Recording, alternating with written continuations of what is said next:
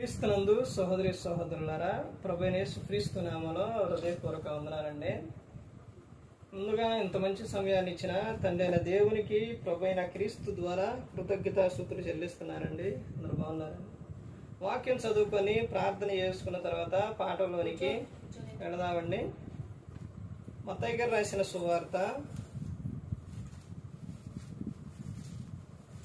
మత్తయి గారు రాసిన సువార్త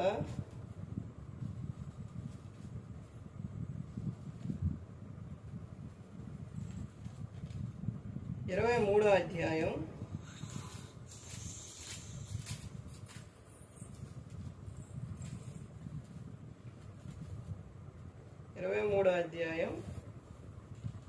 1వ వచనం నుంచి. అప్పుడు యేసు జనసమూహములతోనూ తన శిష్యులతోనూ ఇట్లనెను, శాస్త్రులను పరిసయ్యులను మోషేపేట ముందు కూర్చుండువారు కనుక వారు మీతో చెప్పువాటినన్నిటినీ అనుసరించి గైకొనడి. అయినను వారి క్రియల చొప్పున చేయకుడి, వారు చెప్పుదే గాని చేయరు. ప్రార్థన చేసు. పరలోకమందున్న మా తండ్రి, పరిశుద్ధ ప్రేమ గల తండ్రి, గొప్ప తండ్రి, యెహోవా తండ్రి, మీ ప్రియకుమారుడు యేసుక్రీస్తు ప్రభువారి ద్వారా కృతజ్ఞతాస్తుతులు చెల్లిస్తున్నాము నాయన. ఈ రాత్రి వేళ మా అందరితో మాట్లాడమని మా ప్రభువైన యేసుక్రీస్తు నామమున వేడుకుంటున్నాం తండ్రి, ఆమేన్. ప్రభువైన యేసుక్రీస్తు నామములో హృదయపూర్వక వందనాలండి. దేవుని కుమారుడు యేసుక్రీస్తు ప్రభువారి లోకానికి వచ్చిన తర్వాత పరలోక రాజ్యం సమీపిస్తుంది కనుక మారు మనసు పొందమని ప్రకటింప మొదలుపెట్టాడు. అంశం, పాఠం పేరు డబ్బు. అన్నిటికీ ప్రాముఖ్యమైనది డబ్బు. అన్నిటికీ ప్రాముఖ్యమైనది డబ్బు. డబ్బు ఉంటేనే అన్నీ కూడా ఎలా దొరుకుతాయి? ప్రతి ఒక్కటి కూడా ఎలా దొరుకుతాయి? క్రమంగా దొరుకుతాయి. డబ్బు లేకపోతే క్రమం జరగదు.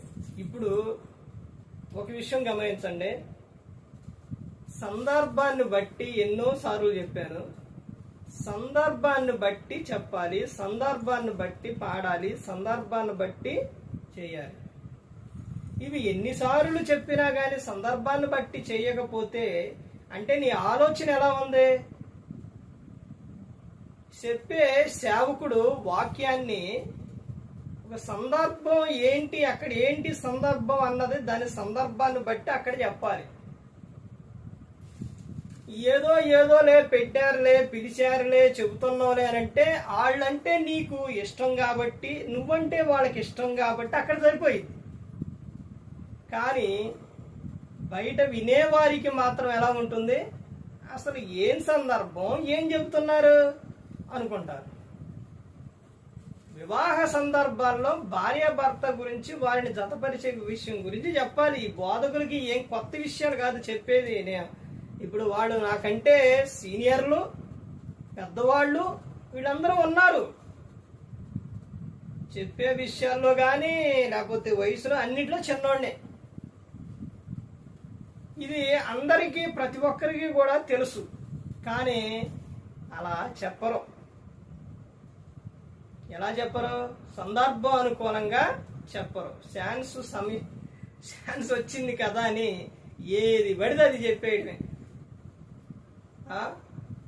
కృతజ్ఞత కూడికప్పుడు కృతజ్ఞత వాళ్ళు ఎందుకు పెట్టుకున్నారు, ఆ సందర్భం, దాని గురించి చెప్పాలి. సమాధి కాడ సమాధి గురించి అక్కడ జరిగే విషయాలు ఏంటి, సందర్భం ఏంటి, ఆ చనిపోయిన వ్యక్తి ఆదరణ కూడికని పెడతారు. ఎవరికి ఆదరణ? బ్రతికున్న వాళ్ళకి ఆదరణ. ఆ సందర్భాలు, వివాహం విషయాలు, వివాహ సందర్భాలు, ఇలా ప్రతి ఒక్కటి కూడా సందర్భానుకూలంగా చెప్పాలి. అది చెప్పేవాడు మీ ఇష్టం. నేనైతే ఆ విధంగా అయితే చెప్పాను. తర్వాత పాటలు పాడేవారు ఎన్నిసార్లు చెప్పినా కానీ వినట్లేదు. మీరు పాడే పాటల్లోని అసలు చెప్పే ఒక విషయం గమనించండి. మీరు పాడే పాటలో మనిషి చనిపోయినప్పుడు ఆదరణ కూడికల్లో కానీ అక్కడ పాడే పాటలో కృతజ్ఞత కూడికల్లో పాడతారా? వివాహంలో పాడే పాటలో మరణించినప్పుడు పాడతారా? మరణించినప్పుడు పాడే ఆదరణ కూడికలో పాటలు వివాహం అప్పుడు పాడతారా? ఆరాధన సమయంలో పాడుకోకుండా ఏ పాటలు పాడతారా? ప్రతి ఒక్కటి కూడా సందర్భానుకూలంగా ఏం చేయాలి? పాడాలి. ఏ పాట ఆరాధన సంబంధమైనది, ఏ పాట దేవునికి మహిమ వస్తుంది అంటే ఏ పాట కృతజ్ఞత కూడికలో పాడేది, ఏ పాట ఎక్కడ పాడాలి? ఇప్పుడు పరిశుద్ధ పరిశుద్ధ అన్న పాట మనిషి తీసుకెళ్ళేటప్పుడు పాడతారా? అది పరిశుద్ధ అన్న పాట ఎక్కడ పాడతారు? పెళ్లిలో పాడతారు, వివాహంలో పాడతారు. ఎన్ని నాళ్ళ గమనము ఎంత దూర పయనము, అది వివాహంలో పాడతారా? పాడరు. మనిషిని తీసుకెళ్ళేటప్పుడు పాడతారు. అక్కడ ఎక్కడ పాడితే ఏమంటారు? అసలు ఊరుకుంటారా? కానీ మన ఇష్టానుసారంగా పాడేవారు చాలా మంది, తన ఇష్టానుసారంగా పాడేవాళ్ళు ఉన్నారు. అన్నిటికీ ప్రాముఖ్యమైనది డబ్బే అనే ఈ అంశం మీద చాలా జాగ్రత్తగా వినండి. ఎందుకనంటే ఈ డబ్బు విషయానికి వచ్చేసరికి ఏ విధంగా జరుగుతుందో లోకంలో జరిగే విషయాలు చూడండి ఎలా జరుగుతున్నాయి అని అంటే ఈ డబ్బు గురించి. డబ్బు లేకపోతే ఏం జరుగుతుంది? ఏ పనైనా ఏదైనా జరిగిద్దా? జరగదు. డబ్బు లేకపోతే ఎలాంటి సమస్యలు వస్తాయి? భర్తల భార్య అగౌరవంగా మాట్లాడే విధానం వచ్చి చూస్తుంది. భర్త అలా రెచ్చగొడితే భర్త ఏం చేస్తారు? భార్యను కొట్టే విధంగా వస్తుంది. అంటే ఇది ఎక్కడుంది కారణం? డబ్బు. ఉన్నవారు చూడండి వాళ్ళలోని వారు భార్యను ఎప్పుడైనా అగౌరవంగా ఎప్పుడన్నా భర్తను మాట్లాడారా? ఎందుకని అంటారు? వాళ్ళ దగ్గర ధనం ఎక్కువ ఉంది, డబ్బు ఎక్కువ ఉంది కాబట్టి, విస్తారంగా ఉంది కాబట్టి మీరు ఏదైనా కానీ వారు కొనుక్కోగలరు, ఏదైనా తెచ్చుకోగలరు. పేదవారి పరిస్థితి ఏంటి? ఏ విధంగా ఉంటుంది? ఇప్పుడు సేవలో కూడా చూడండి, అపోస్తలుడైన పౌలు గారు ఆయన చాలా గొప్ప సేవ చేశారు. ప్రతి ఒక్కరు గ్రంథాన్ని పరిశీలన పెట్టి చదివితే చూస్తే ఆయన చెప్పిన విషయాలు ఏం చెప్పారు? చాలా మందికి చెప్పే విషయాలు ఏం చెప్తారనంటే, సువార్తను ఉచితంగా ప్రకటించుడే నా జీతం అని చెప్పారు. ఆయన ఉచితంగా ప్రకటించిండు. ఆయనకు వచ్చిన రాబడి ఎంత? ఆయన ఉచితంగా ప్రకటించిండండి. ఆయన తన కుటుంబ సభ్యులకే, రక్త సంబంధులకే తీసుకెళ్లి దారిద్ర్యము అంటే ధనం అన్నీ కూడా ఇచ్చే విధంగా వెళ్ళిపోయిండు. ఒక్కొక్క సంఘాల్లో చెబుతారు, వారు లేనివారైనప్పటికీ కూడా ఇచ్చే విషయంలో మంచి ఆసక్తి కలిగి ఉన్నారు అని చెబుతారు. ఎవరు? పౌలు గారు. ఆయన ఆలోచన అయితే ఉచితంగా చెప్పాలని అనుకుంటాం. కానీ ఆయనకు వచ్చింది ఎంత పెద్ద సంఘాలో ఆయనే. అలాంటి డబ్బు వస్తే ఒక ప్రాంతం నుంచి ఇంకో ప్రాంతానికి ఏంటి, ఇంకో ప్రాంతం నుంచి ఇంకో ప్రాంతానికి ఏంటి? సరే, ఆయన ఆ విధంగా ఆయన చేశారు. ఈ రోజున నడుపుతున్న విధానం ఏంటి? జరుగుతున్న విధానం ఏంటి? డబ్బున్న వారేమో దర్జాగా కారులో వెళ్ళిపోయి డబ్బు వస్తుంటే వారు ఎలా చెబుతారు? విశ్వాసులకి వీళ్ళకేమో ఇక ఎనకమాలి ఏం బాధ ఏమి ఉండదు. ఇక ఎందుకండి? డబ్బు వస్తుంది కాబట్టి, వీళ్ళ దగ్గర డబ్బు వస్తుంది కాబట్టి, డబ్బు ఉంది కాబట్టి ఇక వీళ్ళకి బాధ ఏముంది? ఎన్ని అన్నా ఇక దాంట్లో బైబిల్ గ్రంథంలో ఉన్న పవర్ అంతా, ఎంత పవర్ అయితే ఏదైతే ఉందో అది ఏం చేస్తారు? వదిలేస్తారు. వినేవాళ్ళకి ఎలా ఉండిద్ది? డబ్బు లేని వాళ్ళకి ఎలా ఉండిద్ది?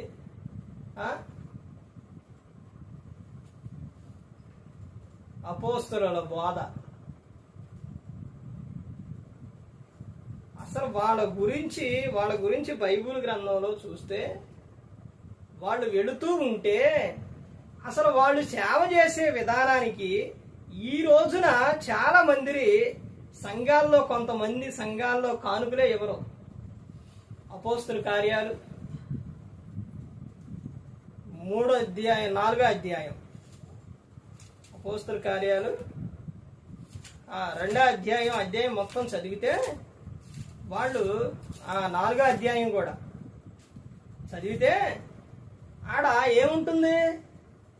వాళ్ళు చరచర ఆస్తులు అమ్మి ఎక్కడ పెట్టారంట? అపోస్తుల పాదముల యొద్ద పెట్టారు. మరి పెట్టినప్పుడు వాళ్ళు సేవ చేయక ఏం చేస్తారు? ఆల్రెడీ దేవునిలోని మేము దేవుని కోసం బ్రతకాలి, క్రీస్తు కోసం బ్రతకాలి, సువార్తను ప్రకటించాలనే ఆలోచన ఉంది వాళ్ళకు. ఉంది. అది దేవుడు వారిని ఏర్పరచకుండా పిలుచుకుండా అవన్నీ ఉన్నాయి. కానీ అక్కడున్న విశ్వాసులు కూడా వీళ్ళకి ఎలా ఉన్నారు? సపోర్టుగా ఉన్నారు. ఇది సేవకుల్లోని సంఘాల్లోని జరుగుతున్న విషయం. ఒక ప్రాంతం నుంచి ఒక ప్రాంతానికి వెళ్ళాలి అంటే ఆ రోజున బాధపడ్డారు. మరి ఈ రోజున వెళ్ళాలనంటే సంఘాల్లో కానుకలు రాకుండా, తర్వాత ఏ విధంగా అయినా కానీ రాకుండా, డబ్బు లేకుండా ఎలా చేస్తారో ఒకసారి ఆలోచించండి. ఇప్పుడు ఒక ప్రాంతం నుంచి ఒక ప్రాంతానికి వెళ్ళాలి, ఎలా వెళ్తారు? ఆ రోజున నడిచి వెళ్ళారు, ఈ రోజు నడిచి వెళ్తారా? ఇప్పుడు ఫోన్లో నుంచి వాక్యాలు పంపించాలి, దానికి నెట్ బ్యాలెన్స్ కావాలి. నెట్ బ్యాలెన్స్ కావాలంటే ఏం కావాలి? డబ్బు కావాలి. డబ్బు లేదయ్యా నా దగ్గర నెట్ బ్యాలెన్స్ వెయ్యి, నేను వాక్యాలు పంపిస్తారా? వేస్తారా? బాగా భక్తిగా ఉన్నవారు 1 నెల వేస్తారా, 2 నెలలు వేస్తారు, తర్వాత వేస్తారా? వేయరు.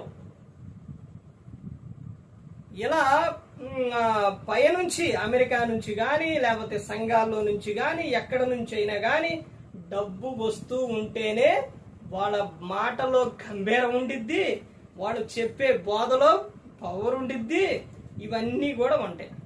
ఇప్పుడు డబ్బు లేని వాడి పరిస్థితి ఎలా ఉంటుందనంటే, వీళ్ళు వాక్యం చెప్పాలంటే వెనకమాలన్నీ బాధలే.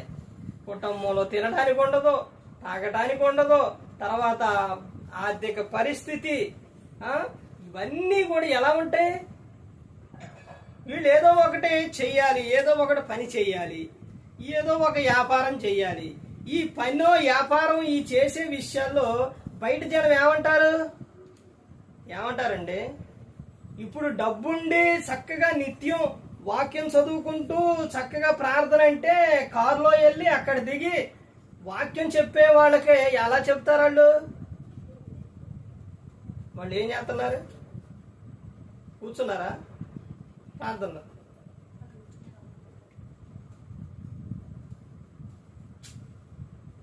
ఈ సామెత చెప్పినట్టు ఉంది.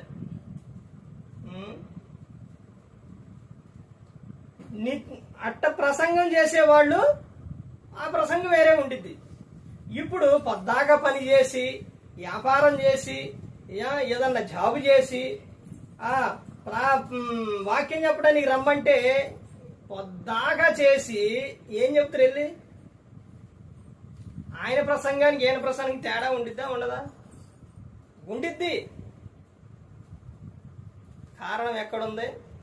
ఇప్పుడు సేవకుడు జాబు చేయాలంటే, సేవకుడు వ్యాపారం చేయాలంటే ఒకసారి ఆలోచించండి.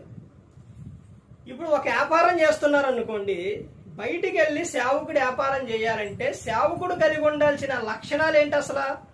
ప్రేమ, జాలి, దయ, కరుణ ఇవన్నీ కలిగి ఉండాలి. ఇవన్నీ కలిగిన సేవకుడు, కలిగి ఉన్న సేవకుడు ఒక వ్యాపారం చేయాలంటే అవి ఎలా చేయగలుగుతారు? వచ్చిన జనం ఎలా అడుగుతారు, ఎలా మాట్లాడతారు? ఇది ఎంత అంటారు, ఎంత అంటే ఏంటి ఎంత, అక్కడ అంతా ఇక్కడ ఎంత, నువ్వేంటి ఎట చెబుతున్నావు అంటారు. సేవకుడికి ఎట్టుండిద్ది? అదే సేవ చేసే అయ్యగారు కాకుండా, అంటే సేవకుడు కాకుండా మామూలు వ్యక్తి అయితే వాళ్ళకి కూడా వాళ్ళ భాషలో ఏం చెబుతారు? సమాధానం చెబుతారు. మరి సేవకుడు చెప్పగలుగుతారా? చెప్పలేడు. ఒకవేళ ఇచ్చిన తర్వాత అయినా గట్టిగా అడగాలంటే గట్టిగా అడుగుతారా? సరే, అడిగిన తర్వాత అయినా అమ్మ ఈయండి అయ్యా, బయట ఉన్న వ్యాపారం చేసే వ్యక్తి అడిగినట్టు సేవకుడు అడుగుతారా? అడగలేడు. అడిగితే ఏమంటారు? ఒకవేళ గట్టి మాట్లాడితే కోపగిచ్చుకుని గట్టిగా కోపంతో అడిగిండు అనుకోని ఇవ్వట్లేదని ఏమంటారు? అయ్యగారికి అంత కోపం ఉండిద్దా? అయ్యగారు కోపపడతారా? మరి వీడు తీసుకొని నెలల తరబడి మాత్రం ఆపు చేయొచ్చు. ఇట్లా నెలల తరబడి ఆపు చేస్తే కుటుంబం ఎట్ట నడిచిద్ది?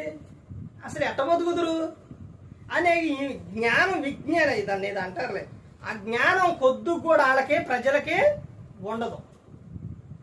అంటే సేవకుడేగా ఏమీ అనడం. సేవ చేసే వారికి సంఘంలో రాకుండా ఇటు వ్యాపారాలు చేసిన, జాబ్ చేసిన, వ్యాపారం చేసిన, పని చేసిన ఇవి రాక మరి ఎలా బ్రతుకుతురు? డబ్బు లేకపోతే ఎలా జరిగిద్ది?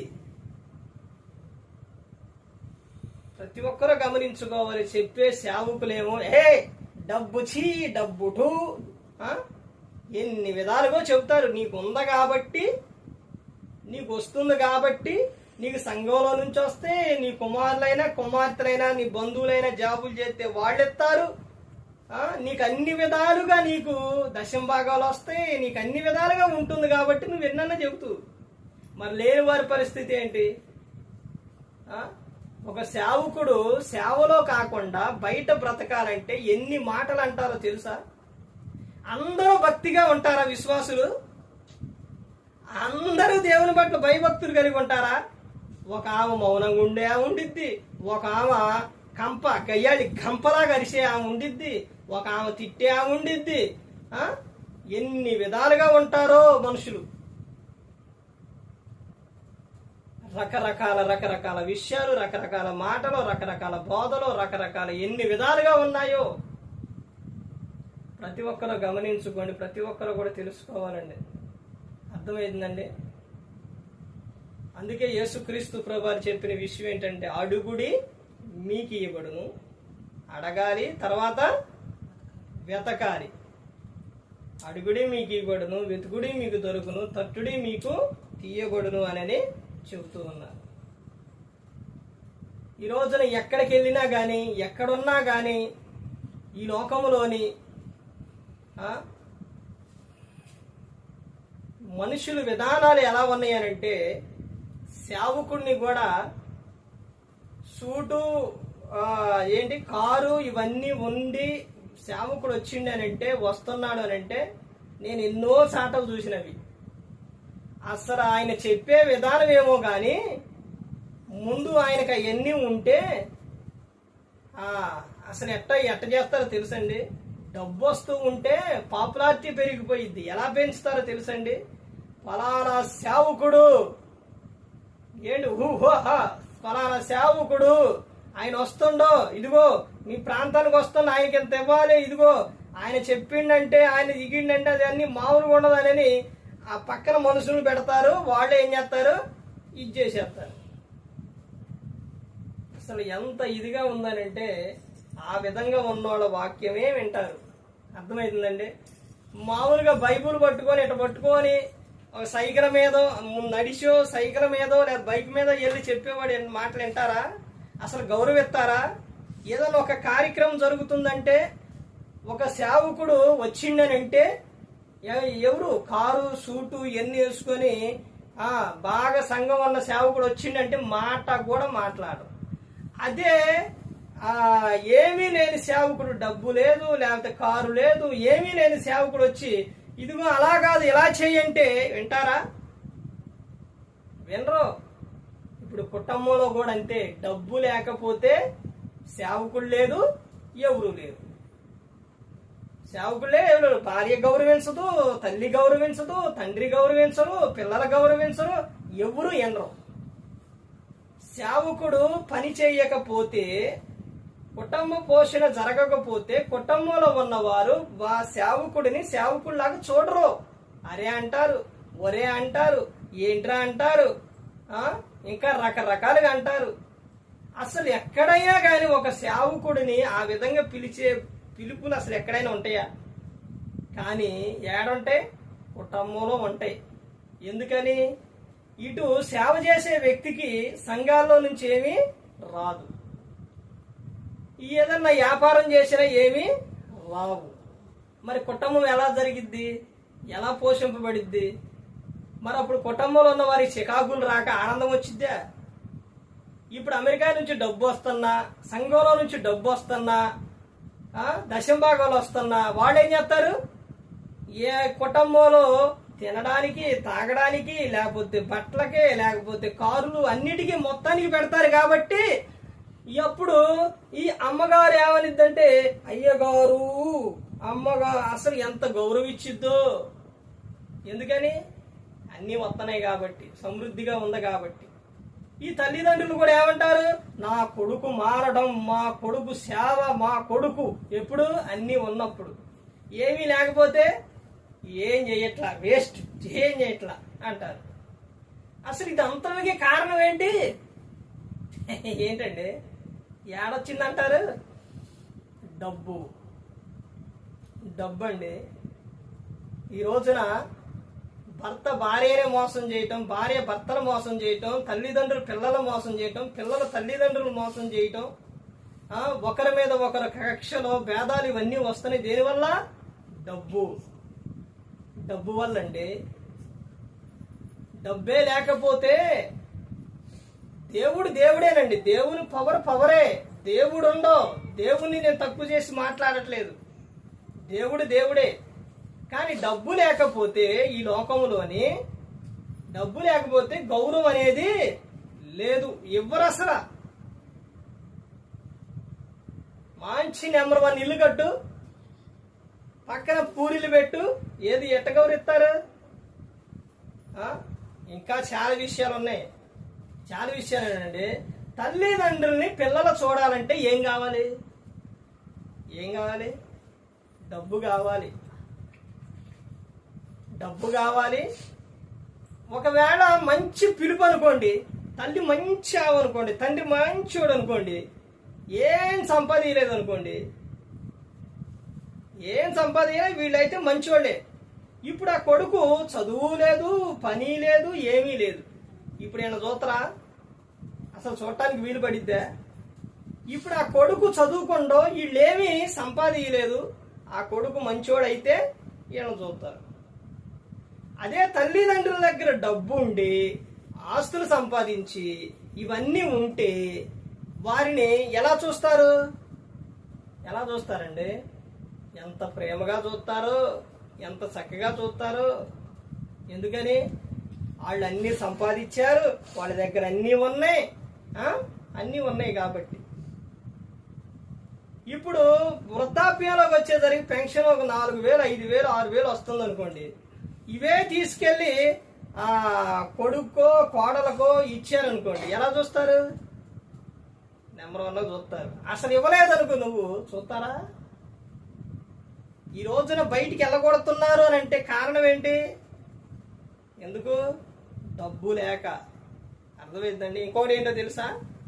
డబ్బు లేక, మాట సరిగా లేక, మాట ప్రవర్తన సరిగా లేక. అన్ని విషయాలకి నేను చెప్పే విషయాలన్నీ మీకు ఒకవేళ మీకు వికారంగా, అకారంగా అనిపించినా నేను చెప్పే అన్నీ కూడా ఈ గ్రంథంలోనే ఉన్నాయి. ఎవరు రాశారో తెలుసా? ఇవన్నీ కూడా గ్రంథం, ఒక్కొక్క గ్రంథంలోని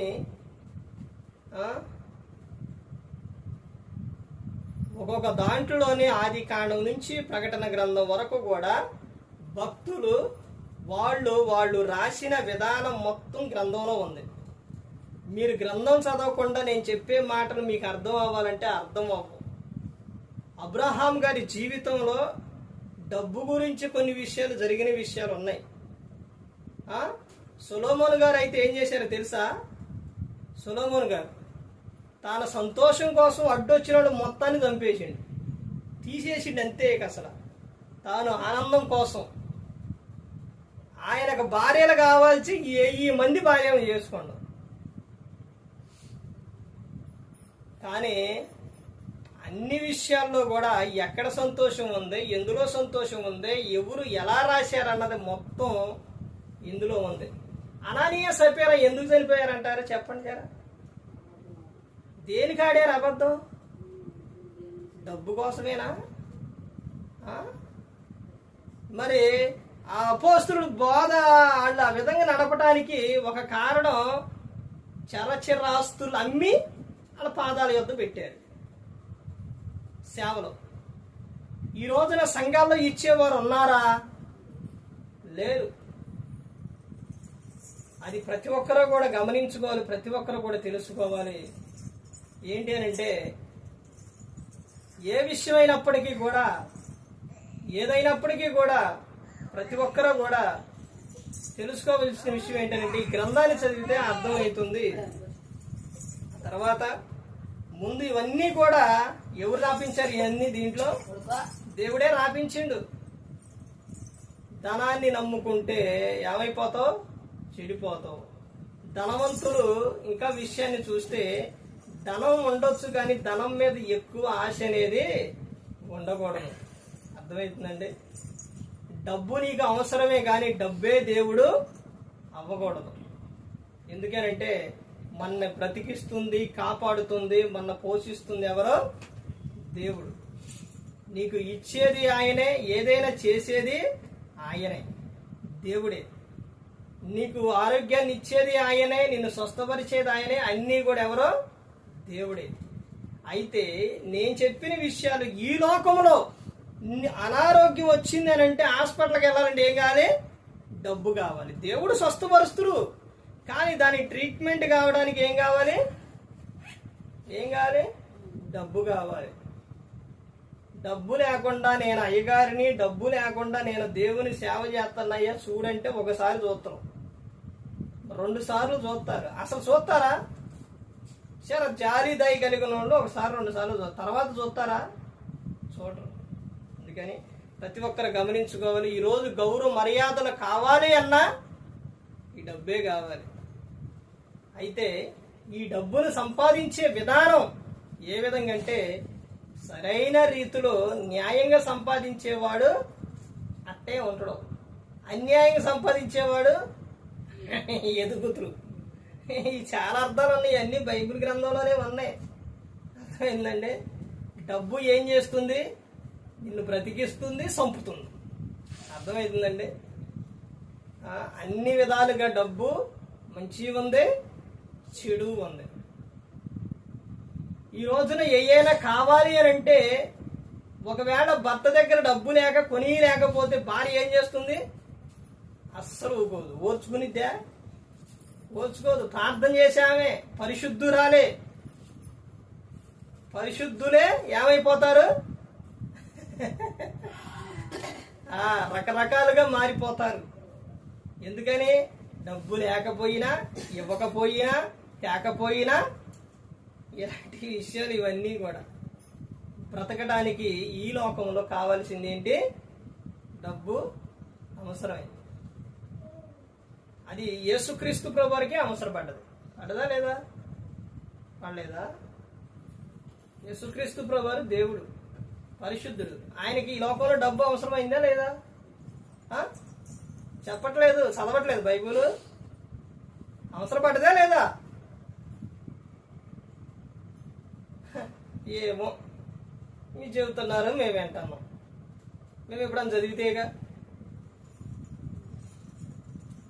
బైబిల్ చదివితే అర్థమవుతుంది. బైబిల్ చదవకుండా ఏమీ కూడా అర్థం కావు. యేసుక్రీస్తు ప్రభు వారి దగ్గరకు వాళ్ళు కొంతమంది వ్యక్తులు వచ్చి ఈ ఏంటది కట్టమనేది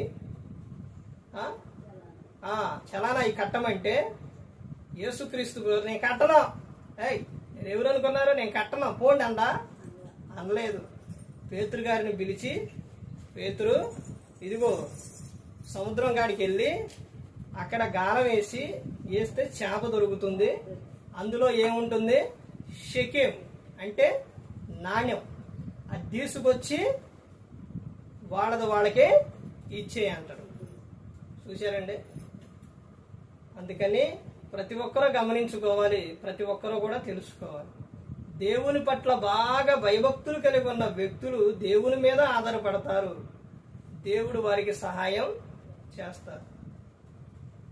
ఏ ఒక్కరూ కూడా నశించి నరకానికి వెళ్ళిపోకూడదని యేసుక్రీస్తు ప్రభువారు ఈ లోకానికి వచ్చి మనందరి కోసం శిలువలో తన ప్రాణాన్ని పెట్టి ఉన్నారు. అన్నిటికీ డబ్బే పెట్టి భర్తనో భార్యనో కుటుంబాన్ని గౌరవించకుండా అలా జీవిస్తే మాత్రం చాలా ప్రమాదం. నీకు తగిన సమయమున ఏ సమయానికి ఏది కావాలో దేవుడు నీకు ఇస్తారు. ఆకాశ పక్షులను పోషించే దేవుడు నిన్ను పోషించడా? పోషిస్తారు, నీకు ఇస్తారు. కాకపోతే అప్పటి వరకు ఏం చేయాలి? ఓర్పు కలిగి సహనం కలిగి ఉండాలి. అయినప్పటికీ లోకంలో మాత్రం ఇంకా చెప్పుకుంటూ వెళ్తే చాలా విషయాలు ఉన్నాయి. ప్రతి ఒక్కరు గమనించుకోవాలి. ప్రతి ఒక్కరు కూడా దేవుని యందు భయభక్తులు కలిగి పరిశుద్ధాత్మ మాట ఏంటి హృదయశుద్ధిని కాపాడుకుంటూ క్రీస్తుని పోలి నడుచుకున్నప్పుడు ఈ లోకం విడిచినట్టు పరలోకానికి చేరుకుంటారు. మరి ఈ విధంగా నిలబెట్టి మాట్లాడించిన తండ్రి దేవునికి కృతజ్ఞతాస్తుతులు చెల్లిస్తూ ఎంతవరకు శ్రద్ధగా ఉన్న మీకు ప్రభు పేరుతో నా హృదయపూర్వక వందనాలు చెల్లిస్తూ ఈ మాటలు ముగిస్తున్న అందరికీ వందనాలు.